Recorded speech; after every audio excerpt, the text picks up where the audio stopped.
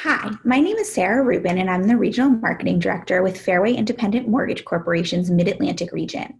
And today, in conjunction with Cindy Bishop Worldwide, we are going to be talking about getting started with Instagram. So, with that, I'm going to share my screen and we'll get started.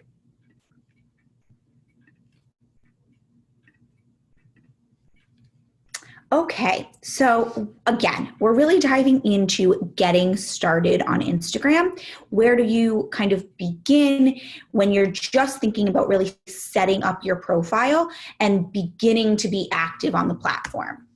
So first, it's really important to understand why we're even talking about this platform. And one of the largest reasons is the reach of the platform. So Instagram has 1 billion active users, and Instagram stories are used by about 500 million people and users every single day. A third of the most viewed Instagram stories are from businesses. So unlike a platform like Facebook that pushes down some of the business content, assuming it does come from a business page, not your personal page, Instagram does not do that at all. So a third of those most viewed stories are actually from businesses, and 50% of businesses on Instagram worldwide are creating a story at least once in a typical month. So the platform is really, really active and is viewed by a ton of different people, and given the power of what you're saying in your stories, it's really important to be using Instagram to reach your customers and your potential customers where they are. And we understand that that where is on Instagram. So how do you even set up your profile? You've decided you want to join the platform. What do you do?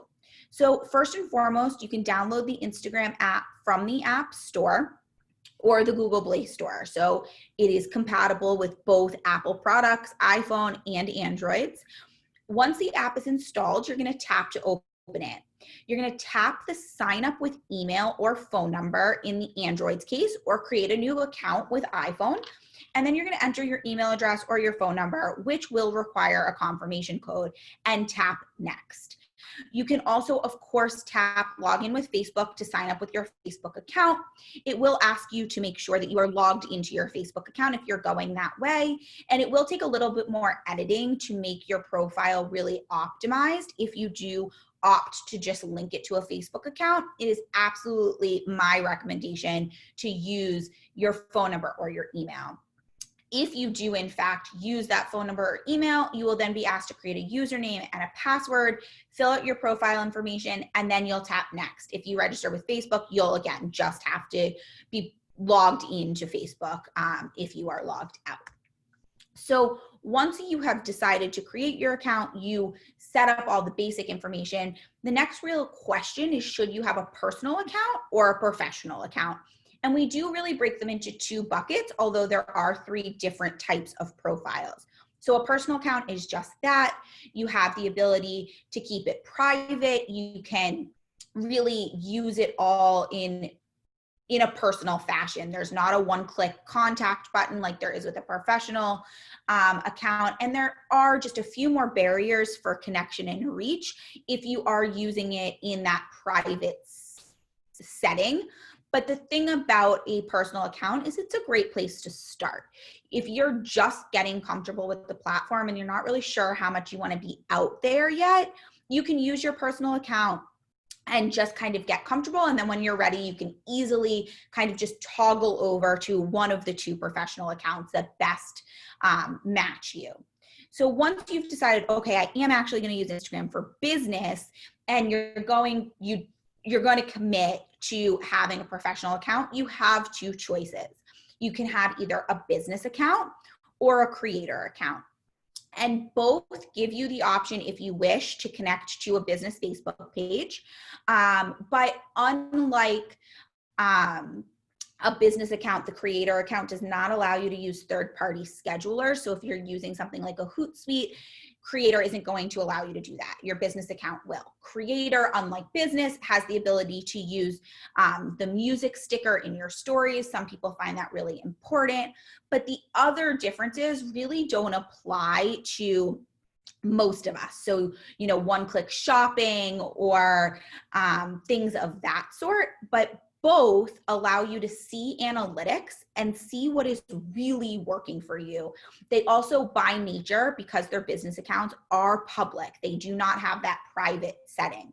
So by switching over to either a business or a creator account, you now have the option and the ability to check how many people are liking, which you can see always, but how many people are sharing and saving, what hashtags are working for you, and really be able to curate content that is impacting your audience in the way that you're hoping it will.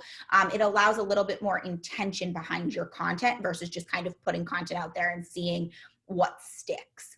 So it's absolutely, again, my recommendation to have a professional account. At the moment, I have a creator account. I do sometimes toggle back and forth between business and creator.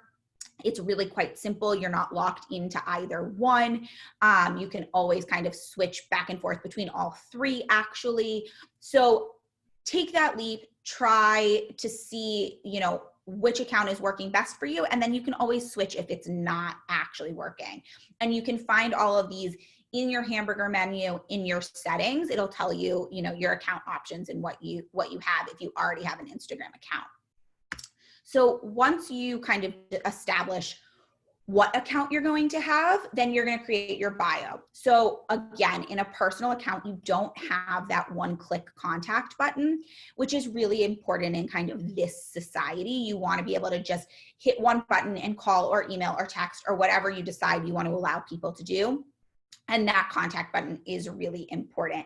But the other things you need to be thinking about are your username and your name section, because those are the only two searchable places in your Instagram profile. So nothing in your bio is searchable. So you really do need to make sure that your username and name section have your name in them, but also tell people what you do. So for me, helping you build your brand, really important that if people are searching brand, they will come to my profile. You are going to want something in yours about real estate. If you have a specific niche, first-time home buyers, things of that sort, you want to make sure that is in either your name section or your username section. There have been recent updates where in Messenger, your name section, so not the @ with your handle, but the name is pulling. So you don't want it to not have your name as well. I've recently updated my profile so that my name is actually in both places. Super, super important to be thinking about. Then in your bio, you need to be sharing what you're about and your unique value proposition. So what your job is, what you do for fun, the things you're passionate about. You want to keep short snippets about that in your bio because it tells Instagram what you're going to be talking about. And as we talk about later in future videos, we're going to be talking about the algorithm. All of these things play into you doing well with Instagram's algorithm. And then you do need to have a link that has some sort of call to action. So whether it links to a home buyer's guide or your surveys or things of that sort, but you want to make sure there's something like check out my website or check out this guide for more information or contact me, any of that kind of stuff so that people know what you want them to do. You can't expect people will read your mind on social media. You have to tell them what you're talking about and what you can do to help them. All of these things super important to creating your bio. Once they're set up, of course, they're editable, but you can set them up and then not think about them for a little while. So as always, you can follow along with me on social media.